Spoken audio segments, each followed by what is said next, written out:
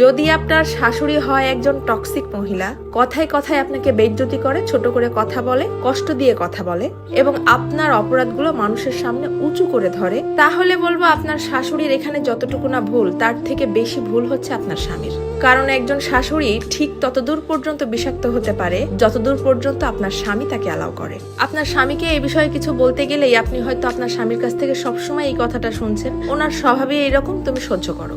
আমি কিছু বলতে গেলে বাড়ির পরিবেশটা নষ্ট হয়ে যাবে। তাহলে সরি টু সে ভাই, আপনার বাড়ির পরিবেশ অলরেডি খারাপ হয়ে গেছে। আপনি আপনার স্ত্রীকে সবসময় দুঃখী দেখছেন, ডিপ্রেশনে দেখছেন এবং এটার একটা প্রভাব আপনার দাম্পত্য জীবন এমনকি আপনার সন্তানের উপরেও পড়ছে এবং যেটাতে কোনো পদক্ষেপ না নিয়ে আপনি সমর্থনও করছেন। এখানে একজন হাজবেন্ডের তার স্ত্রীর প্রতি পজিটিভ হওয়াটা খুবই জরুরি। মাত্রাতিরিক্ত অন্ধ ভক্তি কোনো ভালো লক্ষণ নয়। না হলে খুব তাড়াতাড়ি এমন একটা দিন আসবে যখন আপনার স্ত্রী শ্বশুরবাড়ির লোকজনকে তো সম্মান করবেই না, উল্টো নিজের হাজবেন্ডের প্রতিও সম্মান এবং ভালোবাসা কমতে থাকবে, যেটা আপনার বাচ্চাদের জন্য খুব একটা ভালো কথা না।